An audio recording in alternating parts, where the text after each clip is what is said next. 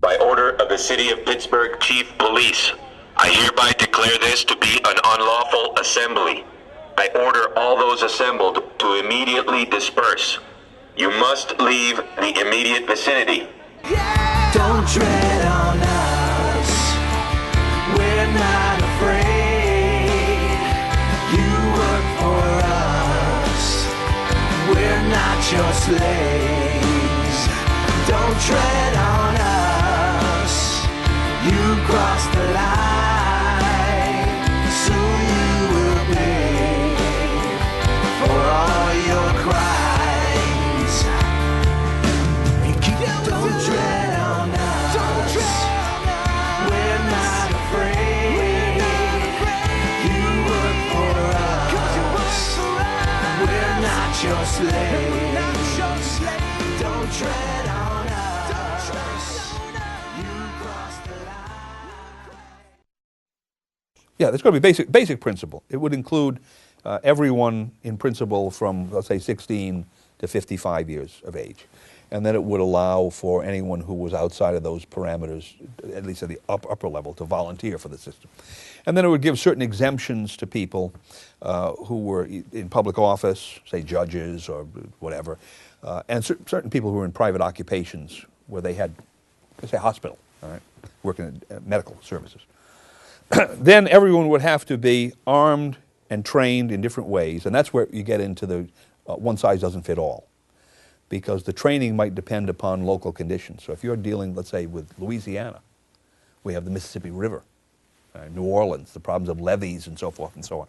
Obviously, one important part of the Louisiana militia would be people being trained in some kind of service units, construction units or whatever, that would deal with that particular problem, keep their eye on that problem, apparently better than the U.S. Corps of Engineers has done, right? If you're living in other areas, you're going to have other problems to deal with. Now, the picture that comes to my mind now, let's take Virginia, for instance. Statute that I have in mind here would say as following. The state passes this militia revitalization bill, and it authorizes each one of the counties, or some of the larger cities, I mean, places like Richmond, to set up a militia committee of safety. And the purpose of this organization would be, at the county level, to be the governmental entity that oversees the operation of the militia. And it would consist of some number of the county supervisors and the chief law enforcement officer. The county, 4 or 5 of these elected officials or appointed officials would be in this group, plus the leaders of the militia units that were formed. And then we'd form militia units initially on the basis of what used to be called independent companies, because we don't want to scare people right away. So we let people simply volunteer into this. And if you don't want to volunteer into it, you pay some amount of money as an exemption. Pay $50 a year as an exemption. Then you don't have to perform. Otherwise, you volunteer. And what we want you to do in your independent company is to structure yourself on one of whatever, 20 different possibilities. You could be a medical services company, you could be a police company, you could be a building, construction company, whatever it is. And then we'll leave some blank spaces down there. If you come up with a better idea, fill it in. And then after you've organized yourselves this way, maybe you have 50 people or 60 people, whatever, you come to the County Committee of Safety. Here's our petition. We've done this. These are the people that are organized. Here's what we're going to do. Here's our training program. Here's the kind of equipment that we're going to get, we think we need. And we want you, the County Committee of Safety, to authorize this. County Committee of Safety signs on. This was actually done, not in Virginia, it was done in Rhode Island. Rhode Island was one of the examples of this happening all the time. When was this? In the colonial period, up to the constitutional period, and then thereafter as well. So through the independent company structure, we now find out the best way in each county to organize people. What kind of people do we need? How should we organize? How many do we need? How many do we need? How should they be organized? And we do this through essentially volunteers at this point, because we don't want necessarily to bring everybody, we don't need everybody right away to do this. And we don't want to alienate a lot of people who aren't ready to perform this function. And if they're willing to pay $25 to get out or $50 a year to get out, that's fine. Where does that money go? It goes to the militia group. So now the militia group has this money to buy equipment, to get to training facilities and what have you. And then we determine that the best way to organize a militia group for the purposes in Warren County, Virginia, which is where we are now, is this way. And over in Clark County, it's different. And Fairfax County, it might be slightly different and what have you. It's based on the needs of the county. It's based on the needs of that county.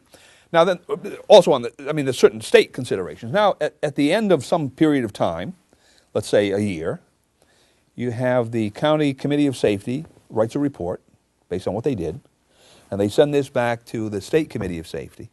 And the State Committee of Safety looks at that and says, aha, on the basis of this, we think we should amend this state statute to provide for this and this and this and this. And now that we have all this up, we're going to increase the exemption fee from $50 to $250. We're going to force more people into this. And we're going to tell those people that they have to take a Red Cross first aid. We're now going to start laying these things out, which everybody has to do.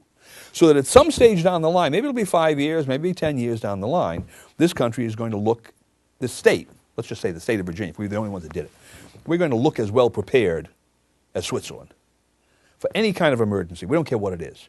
Natural disaster, epidemic, economic collapse, attack by the Chinese, you name it. We're going to be as well prepared as we could be. We may not have nuclear weapons to retaliate, but otherwise we're going to be as well prepared at the state and local level as we could be. Food security, medical security, police security, we're going to have that. None of which we have now. I should say police security, we have some of that, but not at the right level, and they're depending too much on Washington in any event.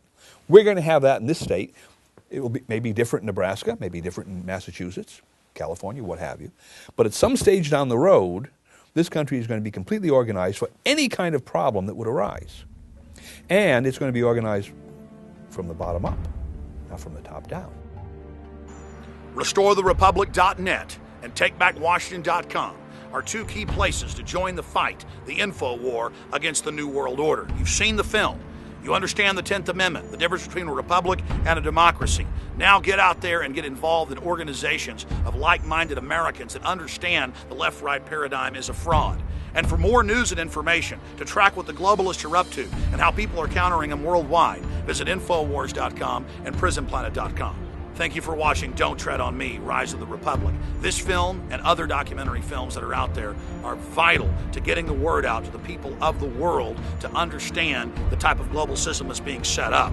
That's why the establishment is moving to censor the internet and censor alternative press and films, because we are kicking their butts together. And this film goes a long way towards realizing that dream of liberty and freedom and a republic in our time.